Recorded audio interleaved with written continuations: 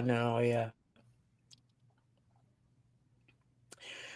Hello, everyone. Welcome to my new show, Out of Nowhere. Um, we've got a terrific guest on my show today. Her name is Erica Lukes. Erica's also had a underlying passion for the mysteries of the universe, particularly the UFO reports and other strange area phenomena. Since childhood, she has been fascinated with imagery of how vehicles and beings from space might appear, and she's pursued this interest. Can we please welcome Erica to the show? Hello there. Hello, nice to be here. Thank you. It's so nice to have you as well. Um, for some people out there what don't know you, can you just give us a brief outline about yourself? Yes, I've always, as you mentioned in the intro, I've always been very fascinated by the unknown. I picked up a book in my grade school library that had a UFO on the cover, and I was hooked. I found all of that very fascinating, and so I began reading all about paranormal happenings and the UFO subject and things through my whole life. And then, I began to become a public figure 10 years ago, I guess. I was state director for Utah MUFON, and then I started to do my own research, digging into things. I started an archive, which is one of the biggest archives with UFO related material in the Western United States. And I'm very proud of that. And now I have a nonprofit with my friend Jack Brewer, my colleague and research partner, and also Barry Greenwood. And so we're doing amazing work with that. But I love the topic. I've found I've learned a lot over the years. My opinions have changed about certain things, and I definitely have um, advice for people getting into this subject so they don't go through the same kind of pitfalls that I went through as a young researcher, moving into I'm this going to area. say that as well because it's difficult to believe sometimes these days when you go into a topic and you start talking to people and you think, oh, that's a load of rubbish. Is that what they're talking about? And then you talk to other people and you get fascinated by what they've seen, and you know for a fact what they're telling you is the truth. You know what? It is interesting, and I've had to, like I said, you learn a lot. I When I first became publicly involved in this, I tended to take people at face value, and I took people's word with things. And as I've moved through and met more people who are at the kind of the upper echelon, so to speak, in the subject, that has Yeah, raised a lot of questions in me because they are promoting information that isn't factual, and they're in fact grifting.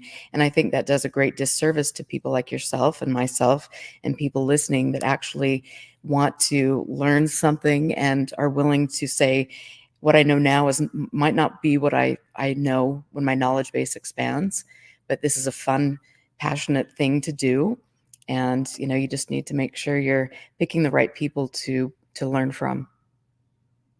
where do you think we're going now? I know you want to talk expanding the frontier. Where do you think ufology is going? Well, I would say it's going just down the drain as quick as possible.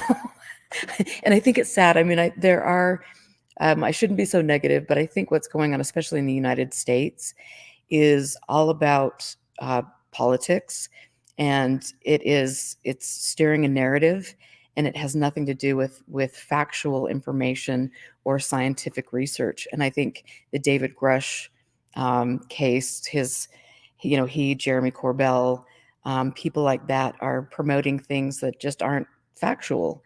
And that steers us away from wanting to or really looking into things that could be very good avenues of research. And so to me, that's unfortunate, but there are good people out there doing research. It's just they're not getting on the news. But It's true, yeah. Well, a good friend of mine called Paul Sinclair is a boots on ground researcher. He's out nearly every night and gets phone calls from people. He goes and interviews them, and he gets good evidence, but it's not on news.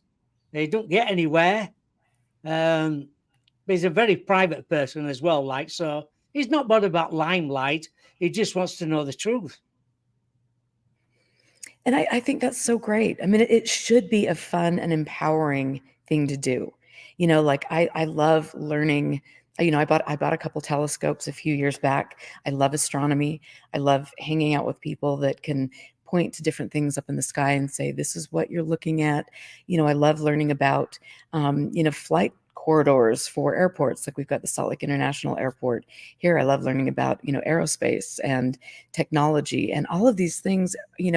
So to me, it's like I can look at UFOs and look at things that are anomalous, and then look at it through different lenses and try to deduce, like, am I looking at something? Is this truly anomalous? If it's not, it's still a fun process to learn about things. So I love it. I do. What have you learnt yourself about ufology then? What I have learned is that, there are people, like I say, that are in the upper echelons of, that are really popular figures in the subject. And they're not promoting truth. They're not promoting facts. They are holding on to cases that have been proven to be, not true. And I think it's like, okay, come on, guys. We know you want to be popular. We know you want that TV show. Great, good for you, but don't do it at the expense of pulling a con over on people that are just looking for the truth. And I think, that's something that I have learned. I saw that with MUFON when I was state director. I see this, with what's going on here in America. And that has been something for me that is really important to address, because people should have a safe space. They should be able to learn about things and feel like they're supported, and not, get into groups where they're being bullied or they're being told what to believe. Like if you see something anomalous, you go to this Facebook group, and then you have 50 people you don't even know telling you that this is a being from, Zeta Reticuli, and you're receiving messages from the space people, and then people start believing that, and it's just not factual, and so it's like we have to be careful. We have to really be careful. And I always say, if you have a sighting or something that's anomalous, like just do your homework, make sure you're using, if there's so many great apps you can use on the phone to see whether you're looking at aircraft or, a star or yada yada. Put it through the paces, keep a journal, write it down, and don't look to other people to necessarily give you the answers for what your own experience was. It's true that, because if I ever see you, first thing I come when I get back, I write it in my diary. I try and monitor the time. I look at my clock and my watch, and I think, right, it's 5 minutes past 8. I know what I've seen. So as soon as I get back, I write it in my diary. And sometimes Paul will say, "What time was it again?" And I've got it written down. So I know what time it is. And if you put, I know from talking to other people, they say, don't put any photos on Facebook because you just get slagged off. I could put some on there and say, that's one of them orange lights up there. And they say, no, it isn't. So I don't bother no more now. You know I what? I keep it to mean, myself. I think there's so many photos online, and now with the glorious age that we live in, where things can be, are artificially generated, and things you're Yes. never going to know, like really at the end of the day, what things are, unless you've got your own photo, you've got your own data, you've got stuff to back it up. And so I just definitely think, keeping things to people you trust and respect, and people that are around you that understand that that this is a learning process, and they're not necessarily, they're not going to live and die on a belief that might in a few years be something completely different as you learn about what is going on, especially too with technology and drones and different things buzzing around in our skies. There's just so much to learn. Well, there is so much at the time being. So much happening in the world at the moment with wars in different countries, and you just don't know what's up in that. I know I go on flight radar to check first, see what planes are out there, or have a look and see what's orbiting around, to monitor it, to say, well, it's none of them. So what is it up there? Isn't that fun though? Like that's part of the fun for me.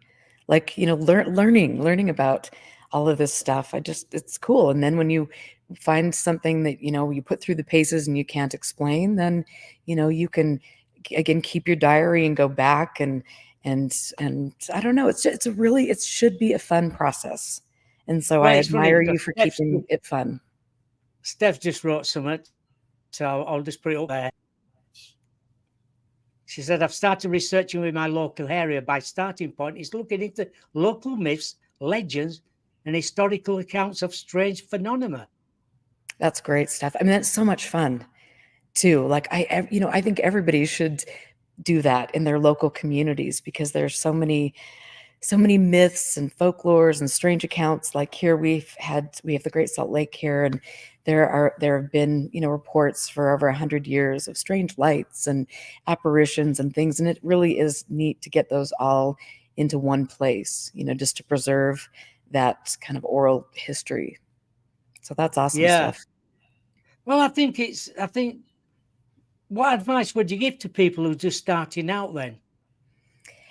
My advice would be just to make sure that when you're looking at information you're getting from people online or groups of people, if somebody's claiming that they have a leaked video, well, chances are it's not a leaked video because there are laws in place that would, make sure that that person would, have serve some time for doing that. I mean, it's so start to ask questions. Look at a researcher, quote unquote researcher, who's promoting specific messaging. See the other people around them. Are people, like I always refer to Jeremy Corbell, George Knapp, people like that have been promoting Bob Lazar and Skinwalker Ranch and things that aren't factual. Truly, I look at their associations. Look at the fact that over 30 years, there's been nothing of merit that has come out of those, of that group. And so you really have to dig into other things. You can look into people, like I said, their associations. Make a networking chart.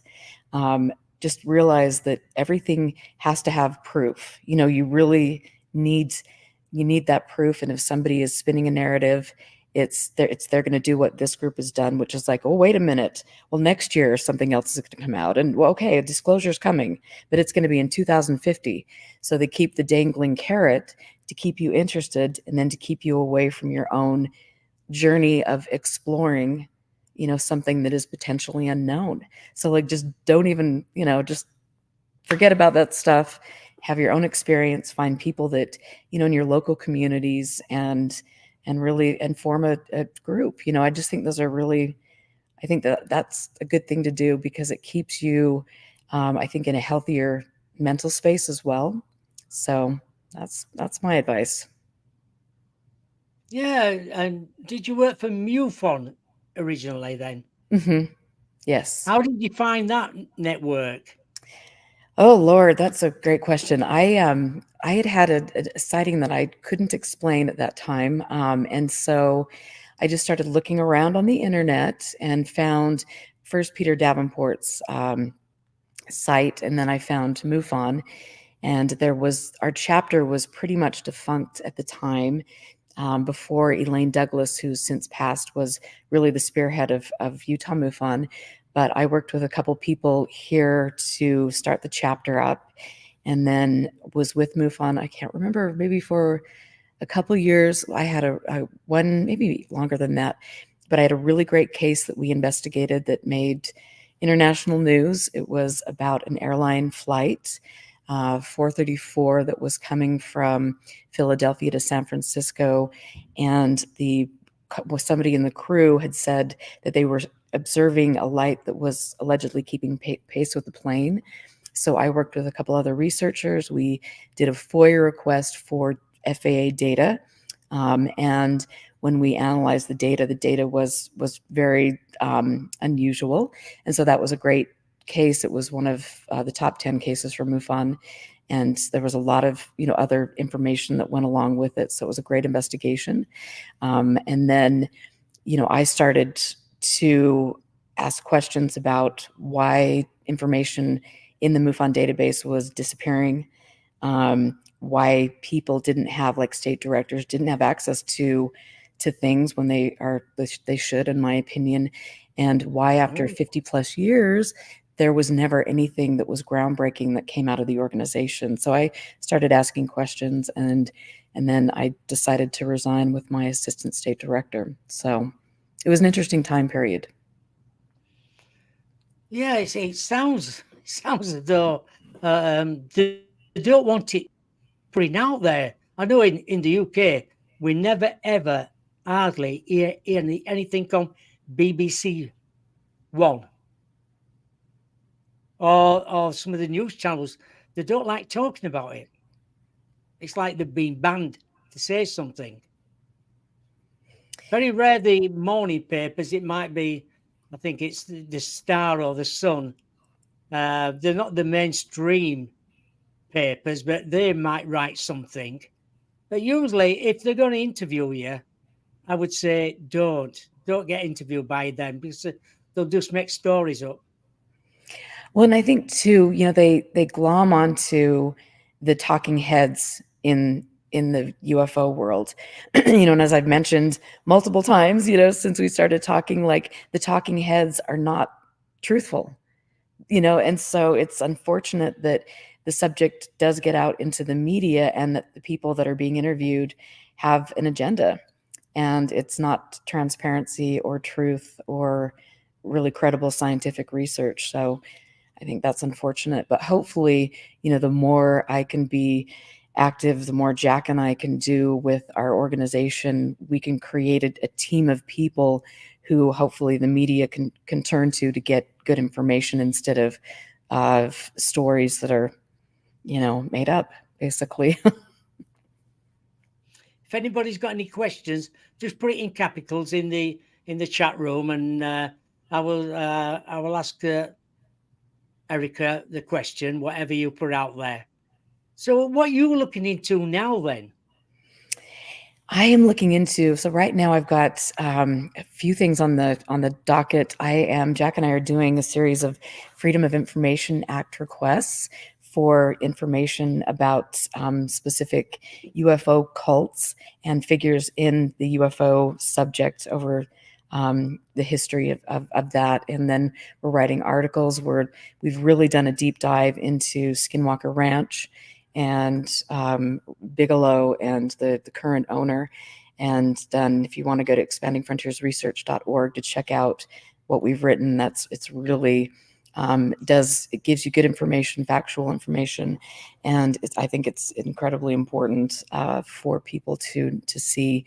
I'm also archiving because I have over 150,000 documents sitting 20 feet away from me that are all Oh original my God! documents, yeah, the dating back from the 50s on, with regard to the UFO topic. And so Do it's you, just a fantastic. Erica, do you think there's a cycle of so many years where they come back again? I don't know. It's so hard because, like I said, for me, like I came into this being somebody that really bought everything. I didn't, you know, I didn't have just the discretion I needed, which I have since learned, and so I don't know, if I could really say I know that I've experienced things I can't explain, but I don't know if Yeah. I could look back at um, specific cases like Roswell. I don't think Roswell was a UFO alien with dead bodies. Um, and I definitely think, and I see the question about Billy Meyer. I don't think Billy Meyer's story was factual. I think that's a loaded, really interesting guy. Interesting,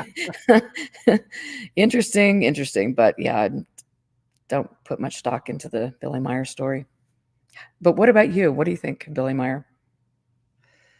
exactly. I'm the same as you, really. When I look into things like that, when you look into some cases, you think, my God, that I can't see that happening. Yeah. You've got to dig deep into it and look into things like that, and have your own opinion. Don't be biased by what other people say. Look into it like you would look into a case, Yeah, and it's I suppose really you do that as well.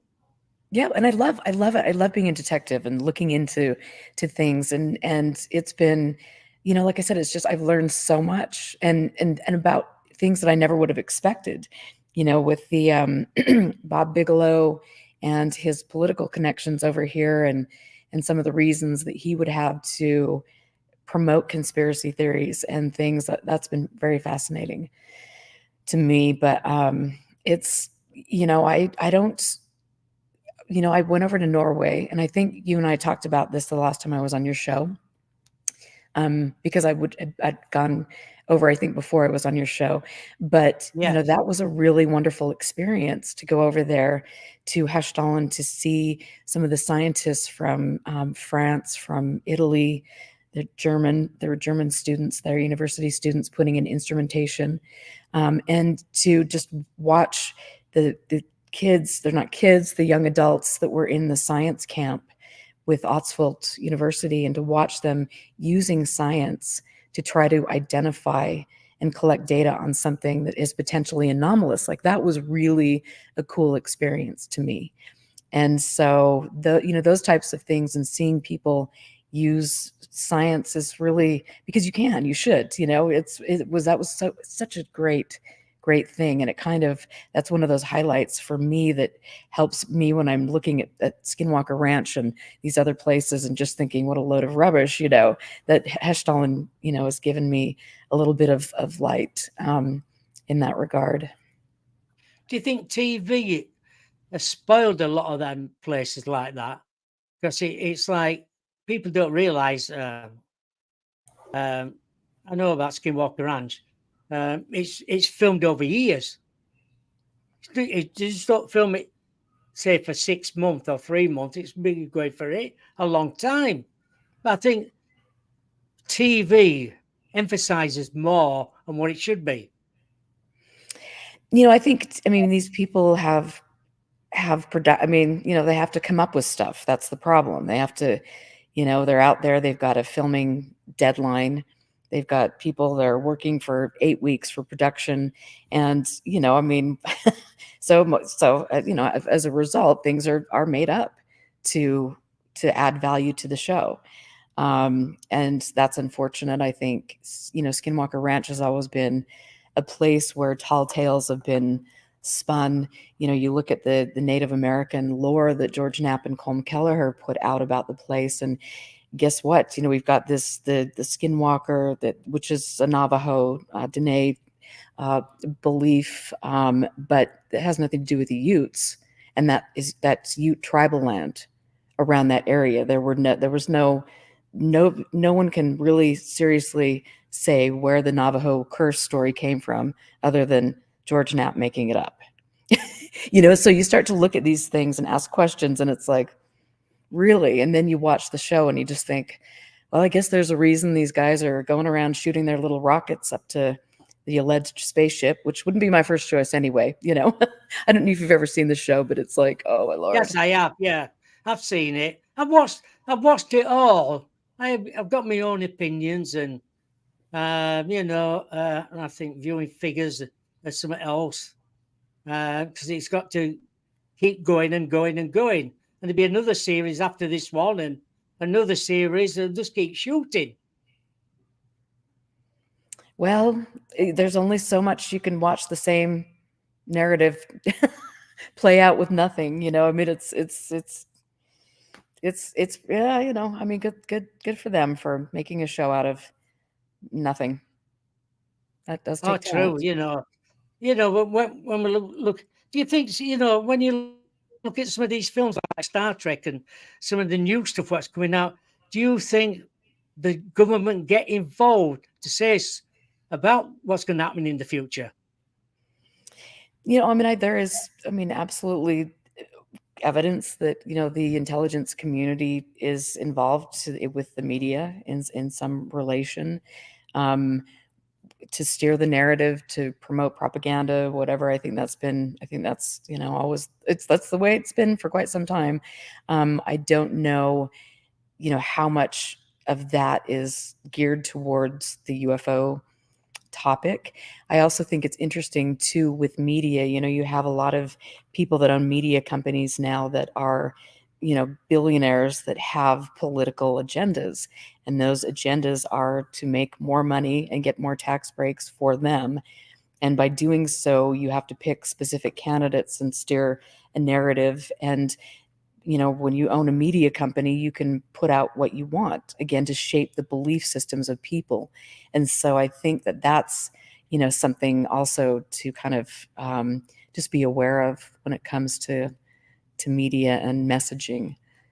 And I will definitely say that I know some incredible journalists, and I know that they risk their lives to promote, to get good stories that are of merit. So I don't want anyone to think that I'm saying, the media, fake news, blah, blah, blah, blah, blah. That's not me. But I do think it is important to look at different media companies and the messaging and what they're putting out in Hollywood and things. It's just, using common sense.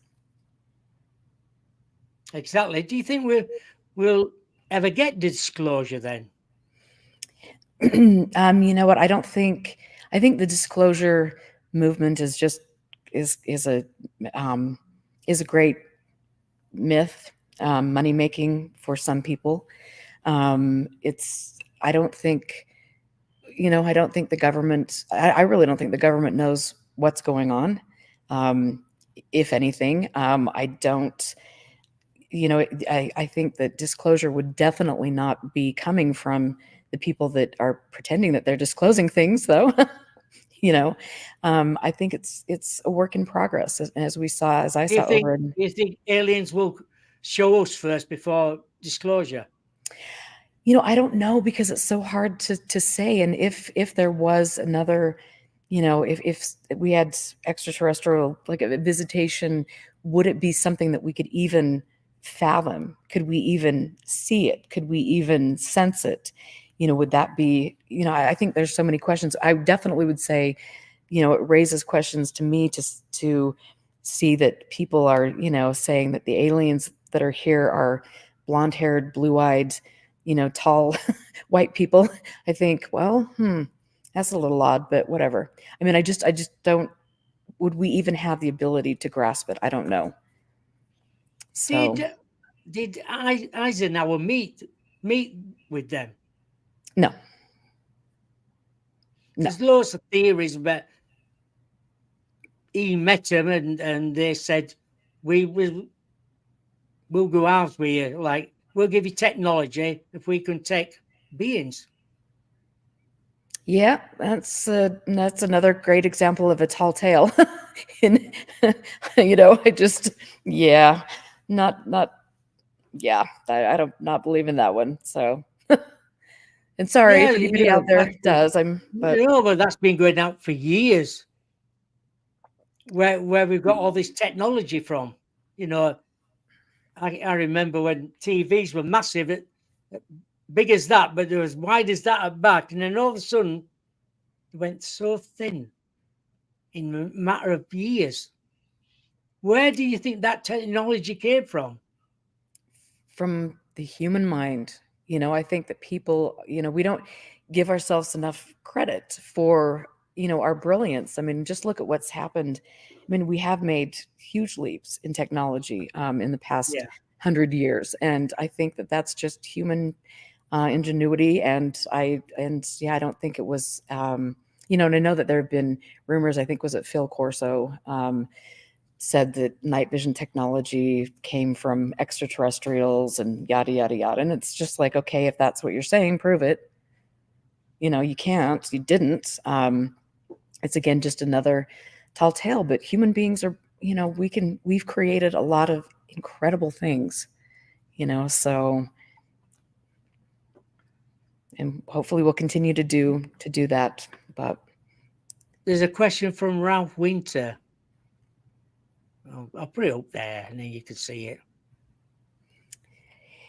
Yeah, Wendell Wendell Stevens. Stevens. I did, I think, once in a blue moon a while ago, read some of his books. It's my understanding that he's not a very, was not a very good person and did serve time in prison for child sexual abuse. So I Oh just, no. not a big fan of his, obviously, but Yeah, I don't know him, so I won't know. yeah, I think But that's now you've pretty. told me. Yeah, it's pretty disturbing actually. And I think that's pretty. I think that's out there, so you can definitely find information about that. So Have you had any sightings yourself of UFOs then? I mean, I like I said, I've seen things that I can't explain. Um, I don't know. I don't know what they are. I will say that when I first started to really pay attention to things in the sky, that I had a sighting that as I now look back on it, I think, okay, well, this is what I was seeing. I was seeing, aircraft that was just because of the nighttime, because of my visual acuity, because of different things. I was seeing one singular light, because of the direction the light was coming. And I now definitely believe that what I first thought was anomalous was something that could be explained. And which is great. I love, like I said, I love learning and ruling things out. But, a couple other things that have happened I still can't explain those. And so that's what keeps the mystery, for me. And I don't, it's kind of, I have to say, it's kind of made me a little angry over the years to come into contact with people that are promoting absolute frauds because they take power away from, or they try to take power away from other people who have experiences, or just want to ask good questions. And so, but Yeah, I've seen unusual things in the sky. I've seen shadow people in my house. I've heard voices. I interviewed Andrew Collins about a year and a half ago on it on radio, and Andrew was in his own place. I was sat here. Paul was sat there. And I do it with Beacon of Light Radio, and I was into it, and he was talking about interdimensional stuff. I didn't realize until after the show this voice came through and said, "Explain it," like an automated voice. Had it analysed by somebody who's got a studio. He does music and everything. And he said, "Well, I'll tell you this. It's not coming from the studio. It's not coming from Andrew's end. It's coming from that room you're sat, where me and Paul were sat." And it was plain as daylight. It came through 20 minutes into it. And you try and think, well, that's strange. How can it be here? We couldn't hear it, but we could hear it later in the recording. that's amazing. And, and you think then, my God, how did that happen? You couldn't hear it when we did the radio. It was only when you played it back later when it came through. And how did you record it again? What type of a? Oh yeah, yeah, yeah. It came through. Um, it was Susan in the studio. She said, "I've heard a voice." I said, "You haven't?" She said, "Yeah." When Andrew was talking, she said, "I'll ask Jennifer if she can look into it and make it a bit louder, and I'll send you it." She sent it me, plain as day, like it came through. That's Automated voice.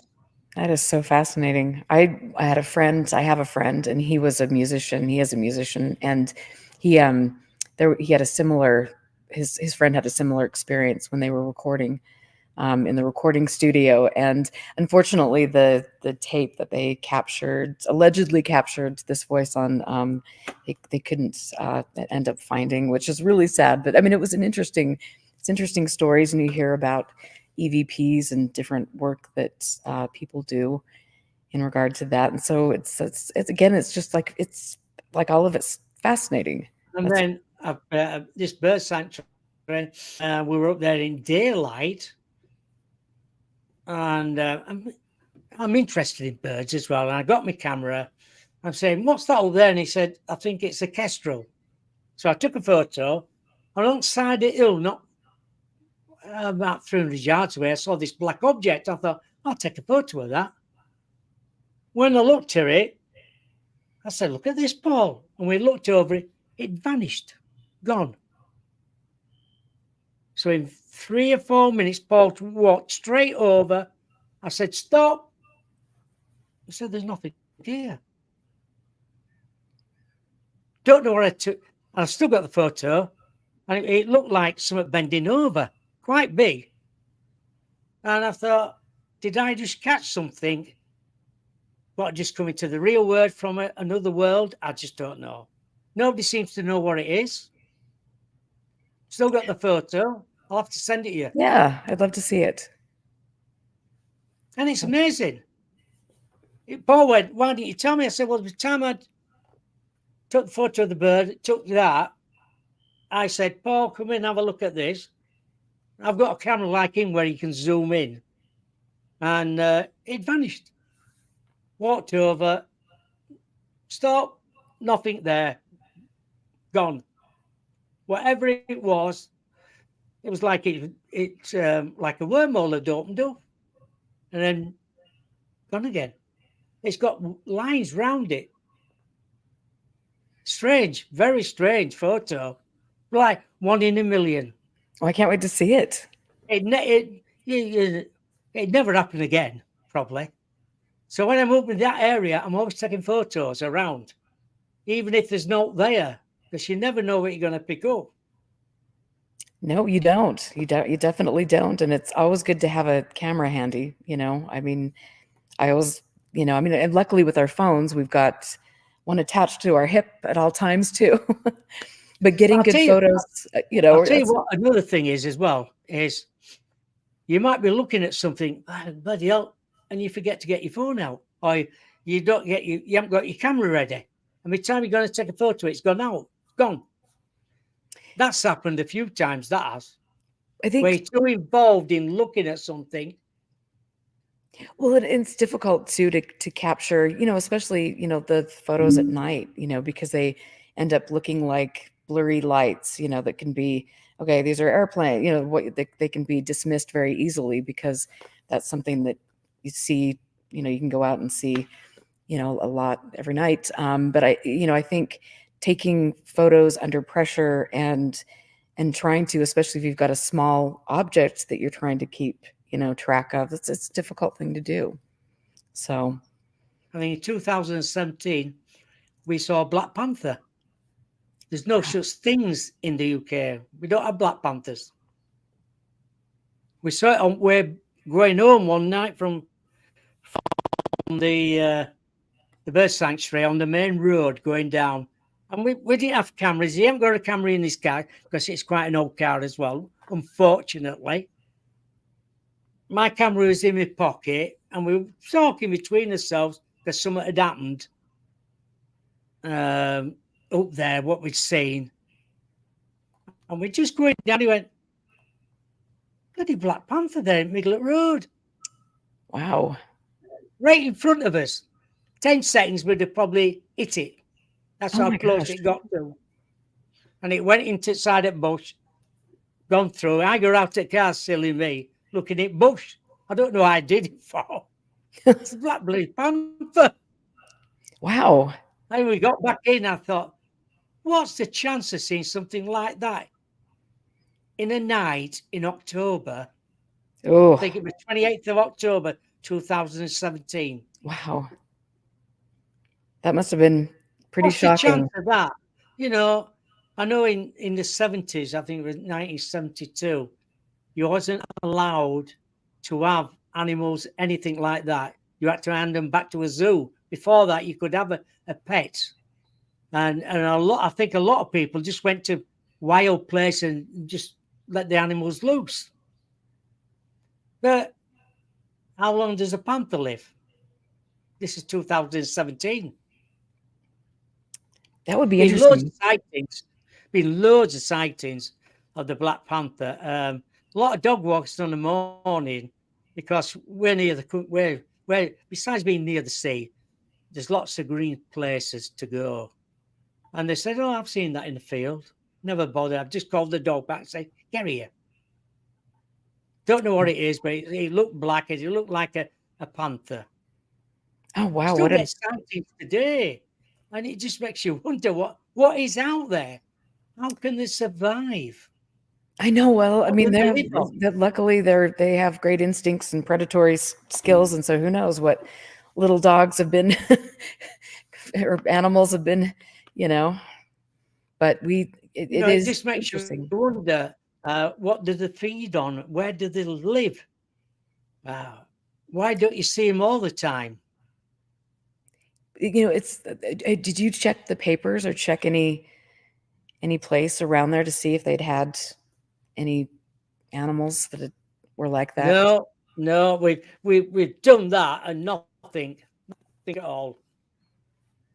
But there's loads of rabbits and things like that they could live off. They can hide, and I think they sleep something like 17 hours a day. Wow, I didn't realise that, but they sleep a long time. So they're that's coming out basically to feed early morning or sleep quite a long time. But I think this were about 9:30 at night. I wrote it down in one of my diaries. What time it was when we saw it, and never seen anything. See, well, we've seen a. We thought we'd seen a lynx once in a field up that area, running across the field. I said to Paul, "Look at that." I said, "It looks like a lynx." So we don't have animals like that around. yeah. You have to wonder if somebody like you were saying, captured a pet like that and brought it over, or if something escaped from a zoo, or I don't know. That's Yeah, well, a lot of zoos in the UK now don't have animals no more. They're not allowed to no more. oh And a interesting. circus like that. It's mainly clowns and things like that they have now. Tight ropes and things like that. Bicycles. They've done away with their animals now. It's banned. I mean that's probably. I mean, I don't. Yeah, that's unfortunately. I always feel we've got But to. you never know, when they're still alive, when they had animals, did any escape? Because you used to have a circus come quite often, nearly every year for 20 odd years. Wow, that's kind of fun though to have different sightings of that Black Panther and have people talk about it and know that it Oh survived yeah. for as long as it hopefully is still Oh alive. yeah, it is, yeah. Because you never know. I'm always looking out in fields and things like that. Been lots of sightings of werewolves around this area Oh boy. in the last, I should say, the last few years. I think there's been 3 sightings on the night time and in woods as well by people. Paul's got a documentary out called Wolfland. You want to look at Okay. his documentary? It's called Wolfland. It's on Amazon Prime. Okay. You can buy it or rent it. Oh, You want great. to look at it, and that's all about werewolf sightings around this area, a 30-mile radius. I bet that's interesting. I know that there aren't any up at Skinwalker Ranch, but you know. What's Steph's wrote something here. When I was 17, I worked in a home for the elderly. It was Arts and Crafts House built 1900s. It had quite a lot of ghost poltergeist type of activity. We have a spate of it, entity mimicking. Hmm. Have you ever seen anything, black shadows or anything like that? I did see out of the corner of my eye what I thought was a man standing in my old home and things, and that was one of those things that just catches you off guard. Okay, did I see that? Am I, what's going on? So I have definitely had experiences where I thought I had seen something, whether I did or I didn't, I don't know, but it's been I mean, I think that it's fascinating. I definitely for in my 30s, late 20s and 30s, grew up in a house or lived in a house that we felt, was haunted, and it was an interesting experience. So whether it was, I don't know, but we certainly saw it. We had a few people that saw some things that were quite curious. So Do you think that the aliens have got bases underwater no, or at the Antarctic? no, No. no, because I think a lot of the Antarctic stuff is it's just a myth, a false narrative that has been inserted. I just don't, like I said, I at the end of the day, like I want something other than a story that was inserted into the narrative. Like I want proof, evidence, factual facts. I don't know if I don't know if extraterrestrials have actually visited the Earth. I really don't know that. I don't think any of us do. We could, for me, it's like yeah, I need proof. And I have studied this, and I have a huge, this archive here of other people's research that have spent their whole lives studying it and doing really profound research. And at the end of the day, they've kind of come away with the same questions, or the same thought processes. If there's something here, I want to see a body or a piece of a crashed disc. It's like there's only so many tales that you can hear before you want or need evidence. So, I don't know. Another one is always a theory. Did we actually go to the moon? I think we did, yeah. And again, it's like it is interesting though to study different conspiracy theories. I know that the moon landing was something that was, I don't know if it was Jim Mars, but people like that kind of raised those questions. And then who was it that they think the fellow that did 2001, Stanley Kubrick, that he allegedly made a movie set, and that is where they staged the moon landing and things. So there are all sorts of interesting tales with regard Theories, to aren't that. they? But I definitely believe that we landed on the moon. What do you think? I don't know. There's been so many theories over the years saying we didn't go to the moon. It was all set up. We didn't have the technology at the time. I don't know. It's a strange thing. What about the towers being blown up? Do you think the planes actually went into the towers, or were they blown up? You know what? I do think that happened to the planes. I absolutely. And it is interesting to see the conspiracies that have emerged. Again, with regard to that, and that's one of those tough things because there was such a large, a catastrophic loss of life. It's like I just don't even want to go there. I'm not going to go down that Oh, rabbit hole because just out of respect for the people that lost their lives. And it's that brings up some of the things that people like Alex Jones will say about people or actors that are involved in mass shootings. And again, I think that's just really just yeah, that's despicable. But um, terrible. Yeah, yeah. Alex Jones. Yeah, I agree with that. Yeah, yeah. I know. We've just got to keep getting out there and research and find more evidence. Well, and enjoy it while you're doing it. It is fun to go out with a backpack and your tent and to go have new adventures, go to different places, learn about, your community, learn about other cultures, learn, like I said, how to use a telescope. And just there's so many cool adventures to have, like go to a remote town. I love doing this here in Utah and just, pull up to like a diner and just start talking to people and hearing their stories. It's like everybody has a story. It's fun to to meet people, to document things, to have adventures. And so I love it. And it should be empowering. And, there, when you look, at all of the amazing pictures that we're getting from NASA now, it's just like you look out there and it's like, how could there not be life on other planets? How could there True. not be, I mean, it's just that I think that's pretty much impossible. It would be an impossibility to say that there wasn't, and so these will be fun things to watch as our technology develops and as we learn more about our own world and space and things. I love also watching, like, the Mars rovers and things over the years. That's been really, really fun to see them and see our technology and get a view of the Mars and what that terrain is like. It's just cool. So there's so many fun things to do, and I love stuff. If you're still here, I know it's late for you guys, but I love the idea that you're going around and collecting stories.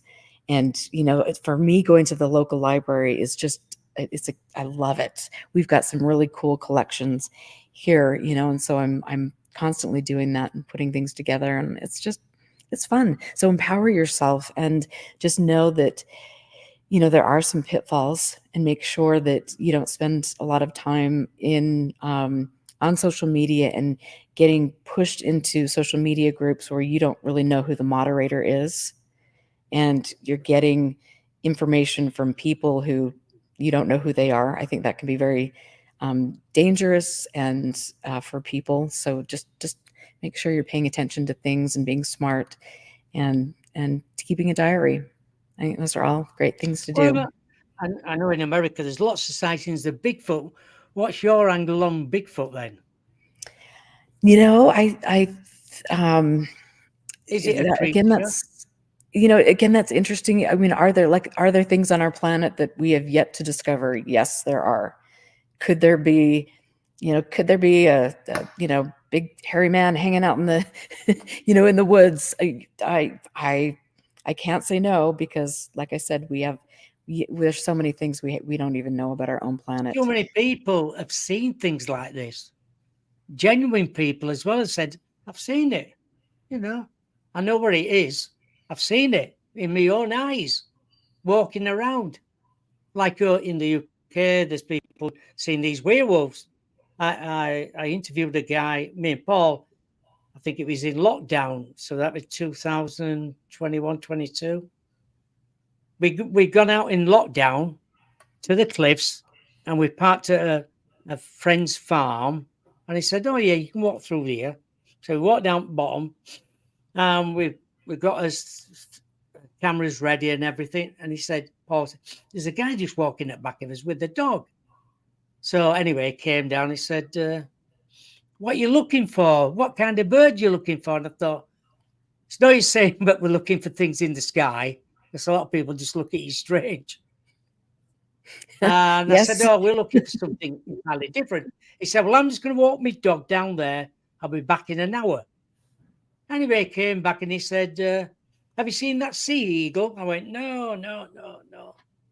Anyway, he's about to go. And I said, you haven't seen any strange animals, have you? What do you mean? I said, well, there's been a Black Panther scene and something else. He said, we have something to tell you. And I thought he's going to say something strange, but nothing really interesting. He went to his dog called Alf, a little goatee beard, this dog did. And he said, when it stands up, it can tell if it's a fox or Anyway, he said, sit there. And he said, one night, it turned out to be November the 12th. It was a full moon. He parked his car and walked down this hill, and it's quite a steep hill down to the beach. I turned right, and I'm walking on, and I'm looking around. And dogs start to look upside the cliff. It goes up about 200 feet, a bit further, and I'm thinking, what's that horse doing up on cliff on a banking? And he said, I got binoculars out. He didn't tell he's got binoculars out at first. He told us later in another night story. And he looked and he thought, he said, if you ever watch Harry Potter, it's the werewolf of that. I said, what do you do? He said, it must have looked at me and it started to run off. And he said, it just disappeared. And he said, I've never told anybody in that 2 years when he saw us. He said, I said, what do you do? He said, I carried on walking dog, went home, never told my wife, never told anybody that story. You're the first person I told the story to. Wow. And he said, will you go on camera? He went, no, I don't want to. I said, that's fair enough. We've heard your story. And I thought, genuine guy, he's 6'6", 6'7". And he said, never seen anything like that in my life, he said. I've never, ever seen it. He just couldn't get over it, he said. And I've told nobody. And I thought, strange, isn't it? Out of the blue, something like that. I was thinking you're going to tell me about some birds or something, and it comes out with Yeah, that. that's a shocker. I mean, and you hear lots of fascinating stories, and Well, what's he saying? And he said it just trotted off. But he said if you see Harry Potter, it's the werewolf of that. He said it's got long arms going down. Its body was slim. He had a uh, snout on it and everything. I thought, what's the chance of like that? And then we interviewed and somebody else a year later. They come up on holiday and to a bungalow. Thought I'll go. They must have read Paul's book and said we'll just come up here. And they went to Flamborough Head and South Landing. Oh, no, I think it was South Landing. And they went out for a walk on top of cliff, and then you can go down, and they call it Holmes Gully, and her last name is Holmes, believe it or not. And they went down. She said, I felt a bit uncomfortable down here, and I said to him, come on, let's go back up. There were 8 steep steps going down. And he said, when we go back up, he said, what's that statue doing there on top of on top of a cliff? It's a jut out. And he said, what's that statue doing there? And then she said, it's moving. And he said, we're a werewolf. A year later, not far away, I should say 3 mile away. That was January, I think it was. February. Just trying to think. And I thought, what's the chance of somebody saying that? And they're both genuine people. So what is out there? Why are these coming into our realms? I don't know, and I think, and this brings up another point that I think is important. You look at a place like Skinwalker Ranch, and you look at the way that this myth has been inserted into people's minds for many, many years, and people, you get conditioned, I think, to go to a location and to see something, even if it isn't real. You're seeing something and you're identifying it as, like you're seeing a light, but no, it's a UFO, or you're seeing an animal in the dark and it's actually just an animal in the dark. And so I think there are people that have genuine experiences, and there are people that are conditioned and jump to conclusions about what they've seen. And so Oh I yeah, think I that's, agree with you there. so I it's agree a with you. one of those things. I think you just, it's great to and I always love to take people's stories down and, just document that, and then do additional research on things. But I don't know, it's definitely, it's a curious thing. I'm sure that there are unknown things that we don't know I'm about. sure they are. I'm But sure it's there's. definitely, I feel, not with what this machine, whoever these, the grifters, have been telling us, for a long time. So who knows? Fire Spirit's just in the chat room. She said, I fell down that gully at 11 o'clock, twisted my ankle. bad, glad it's never found me. That's the same place where that couple went down that little steep steps and came back up again. So Wow. they've been there to this place as well. It's pitch black as well. You've just got to be careful. They're being made, but they could have been made hundreds of years ago. They're not proper steps, so you've got to be careful. You could kill yourself. That's never So you good. just got to be careful going to places. You've got to go in daylight Right. first to go and have a look, and then you know what to expect if you want to go down these steep steps. And I mean, they're nearly vertical, Oh my gosh. and they're only what 7 or 8 inch steps, so there's not much of a step. And so you've got to be careful. Rebecca's just saying I twisted my ankle in Briglinton as well. So so, um, Guys, that's too how bad. do Oh you my see gosh. your future then? What? How do you see your future? What you gonna else you're gonna look into then? You know what? I am just looking into lots of different things. I am still, again, as I with go through my archive and see some of the cases, the old cases from the 50s, 60s, some of these great things. I definitely like to re-examine those cases. I also am archiving and preserving that, which is a big, big project to do by myself. But that's important. I love. It's an honor for me to be a caretaker of such incredible material, and I look forward to growing the archive. So I'm doing that. I'm working on my nonprofit with Jack Brewer and doing investigative work and just having a blast, and then painting, and I'm getting back to singing again. I So know because you love singing as well, don't you? yeah, yeah. I started studying classical when I was 18 or 16, excuse me. And sang, was a professional singer for many, many years, and I miss it. I love playing the drums, and I love writing music, and so that's just a part of me that I need to get back to. So, Are you writing another book then?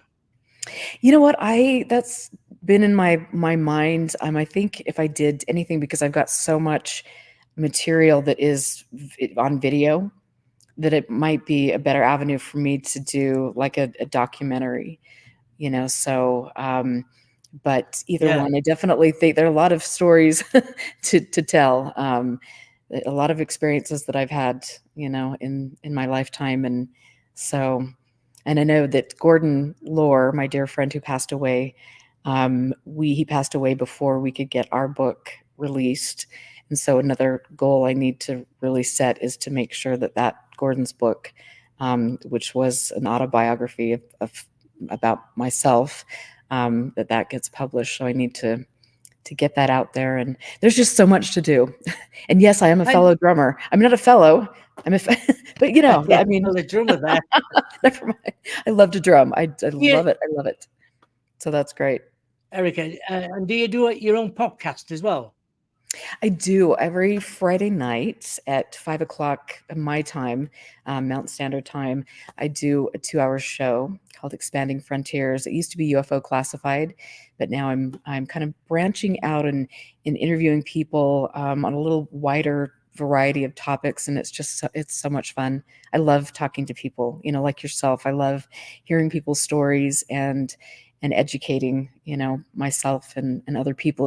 It's just wonderful. So I will continue to do that for a long, long time.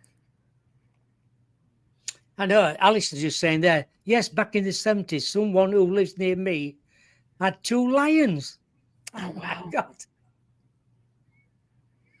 And then they had to give them up. I think 76, something like that. So you imagine some people will go, oh, just let it go. Take it into Wales and just let it go.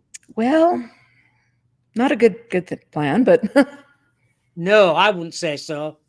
No, I'd take it to a zoo if I had something like that. But I wouldn't have anything like that. right. That would not be Be too good just to let frightening. something go like that. Oh yeah, exactly. So if anybody wants to get in touch with you, about books or podcasts, where can they find you? So if you go to expandingfrontiersresearch.org, there is a place where you can subscribe to our blog, which is really a great blog, I must say. Jack just is exceptional. We also have a lot of FOIA requests that we've done. We've got a lot of material available on past UFO cases in history, thanks to Barry Greenwood. So you can go there and also message me as well at expandingfrontiersresearch.org. Oh, wonderful! It sounds interesting. And your podcast at 5 o'clock Central Time, Mountain Standard Time. so that'd be one So 7 o'clock o'clock UK Eastern time. Time. Yeah, So, so it'd be 1 o'clock UK time yes, in and the morning. amazingly enough, I have people that stay up that late over there in the UK to listen to the show. So I feel very, very Oh, honored. that's wonderful. Yeah, it is. It Yep. sounds good. That does as well. So anyway, you take care. You Thank you for too. coming on the show, Thank you. It was and fun to it's nice talk with to hear you. from you. Yes, and you take care of Yes, yourself thank and you. stay safe, and we will talk soon. Hopefully sooner than we let, last time a Yes, few we years go will by. do. So Definitely, definitely. Because time goes very quickly. it does. So we'll make it happen. Definitely. And send me the picture, please. Yes, I will do. Yes, I will do. Yeah.